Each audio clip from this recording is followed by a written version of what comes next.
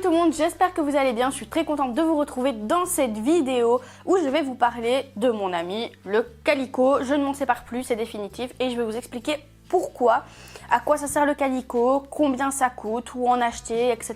etc. etc. Alors, je suis pas plus longue, je vais directement passer à ce sujet en fait, tout simplement, et pas faire une intro à rallonge comme d'habitude. Alors, le calicot, c'est quoi ?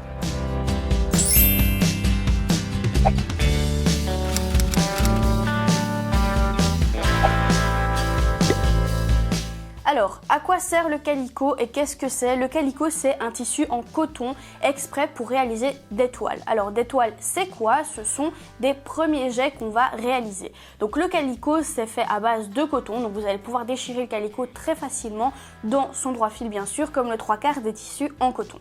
Moi, j'adore le calicot tout simplement parce que quand je travaille, imaginons, je prends un burda comme exemple. Je vais prendre le patron d'un burda, je vais choisir avec le tableau, donc en fonction de mes mensurations, etc. Ils vont me dire, voilà, tu dois prendre une taille 36 ou 38 dans les patrons burda. Donc je m'exécute, je prends les patrons et je fais une toile. Et comme d'habitude, burda, ça taille quand même assez grand, bien que leurs patrons sont pas mal, ils sont chouettes, mais voilà, ça taille quand même assez grand. Donc grâce au calicot, je vais pouvoir réaliser la première fois mon vêtement dans le calicot et l'essayer, voir un petit peu ce qui va pas, et faire mes modifications. Donc par exemple, si je ne sais pas moi, au niveau de l'épaule c'est beaucoup trop large, beaucoup trop grand, etc. Faire mes modifications, pouvoir les rapporter de nouveau sur mon patron, et ensuite une fois que le patron sera bon, tout simplement pouvoir faire mon vêtement dans le bon tissu. Ça évite de gaspiller du tissu, comme ça, dire ok, je prends mon patron, je fais directement dans mon tissu, et puis voilà. Moi personnellement, je conseille toujours de faire dans le calicot pour éviter ce genre d'erreur et se retrouver avec des vêtements qui vous vont 2 fois trop grands, puis il va falloir recouper, etc. Ça va être vraiment le bazar. Alors que si on part avec des patrons de base qui ont déjà été modifiés grâce à votre première toile dans le calicot, ça va vous permettre justement de faire un vêtement directement qui sera correct. Alors, il existe différents grammages, je sais pas si ça se dit, différents poids, différents grammes en tout cas, de calicot. Moi ici, je suis sur un calicot relativement fin, mais pas trop non plus. Je trouve que c'est un calicot moyen. Et le calicot, ça coûte plus ou moins entre 2 et 2,50 €, voire 3 € maximum au mètre. Moi celui-ci, donc c'est un rouleau de 25 mètres et j'ai payé 2 € le mètre, donc au final ça m'a coûté 50 € pour 25 mètres, et avec 25 mètres franchement vous y allez un petit moment. Après, si vous êtes des cousettes qui cousez tous les jours des nouveaux vêtements, et forcément si c'est tous les jours un nouveau vêtement, 25 mètres ça va vite être vite être utilisé plutôt.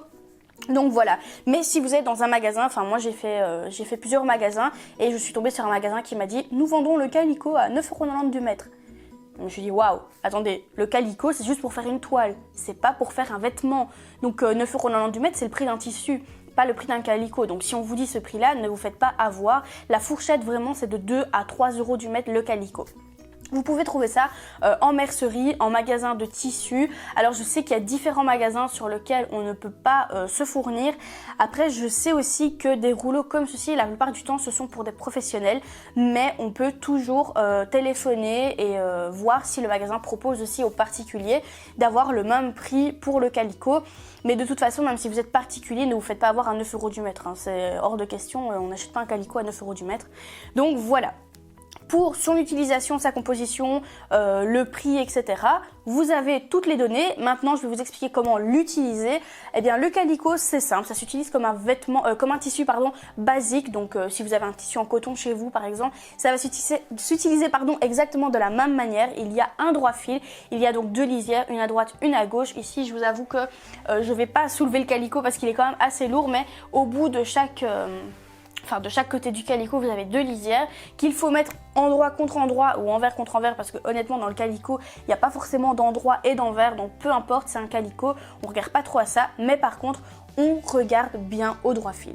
Ça ne change absolument rien que vous soyez dans un calicot ou pas, il faut toujours regarder le droit fil, parce que même dans le calicot, vos pièces peuvent se déformer.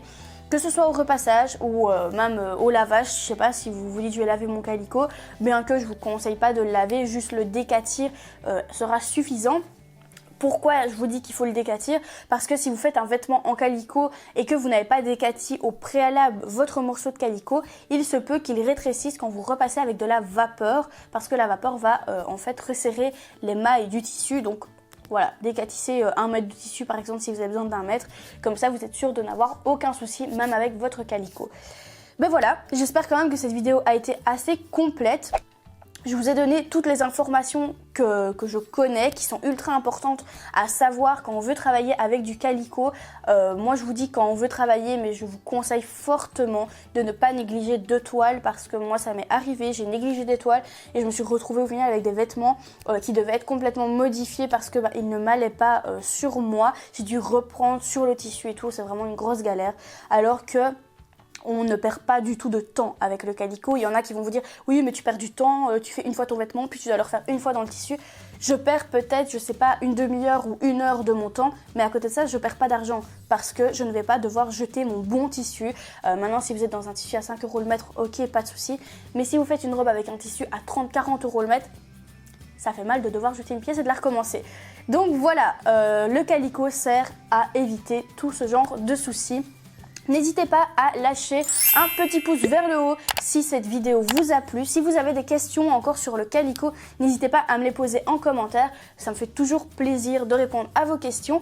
Et si vous avez des questions sur des bases de la couture ou quoi que ce soit, parce que le calicot rentre quand même dans des bases de couture, n'hésitez pas à aller voir dans la description. Comme vous le savez, je suis formatrice sur Enjoy Couture. Du coup, vous allez pouvoir retrouver ma formation de base qui se trouve juste ici en dessous. N'hésitez pas à aller voir. Il y a également d'autres formations. Moi, je vous fais plein de gros bisous et je vous dis à bientôt dans une prochaine vidéo. Salut!